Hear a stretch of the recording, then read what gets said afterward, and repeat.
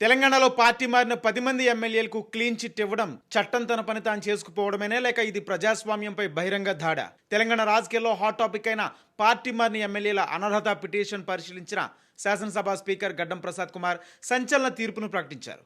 Party మారినట్లు సరైన ఆధారాలు లేవని, అనర్హత పిటిషన్లను డిస్మిస్ చేసి దానం నాగేందర్, కడియం శ్రీహర్తో పాటు 10 మంది ఎమ్మెల్యేలకు క్లీన్ చిట్ ఇచ్చారు. అయితే స్పీకర్ తీర్పు ప్రజాస్వామ్యంపై బహిరంగ దాడని, అధికారంలో ఉన్న వారికి రాజ్యాంగాన్ని అనుకూలంగా ఉపయోగించమంటూ కేటీఆర్ విమర్శలు చేయగా, బీఆర్ఎస్ పార్టీ ఎమ్మెల్యేలు వేసిన పిటిషన్ చట్టబద్ధం కాదని, బీఆర్ఎస్ నాయకత్వానికి దూరంగా ఉన్నప్పటికీ పార్టీలోనే ఉన్నానని కడియం శ్రీహరి తెలపగా, తాను రాజ్యాంగబద్ధంగానే పార్లమెంట్ ఎన్నికల్లో పోటీ చేశానని, బీఆర్ఎస్కి రాజీనామా చేయలేదని, కాంగ్రెస్ అభ్యత్వం కూడా తీసుకోలేదని దానం నాగేందర్ కామెంట్ చేశారు. అయితే ఈ అంశంపై రాజకీయ వర్గాల్లో వాదోపవాదనలు కొనసాగుతున్న నేపథ్యంలో భవిష్యత్తులో ఈ వ్యవహారం ఇంకా ఏ విధంగా మలుపు తిరుగుతుందో వేచి చూడాలి.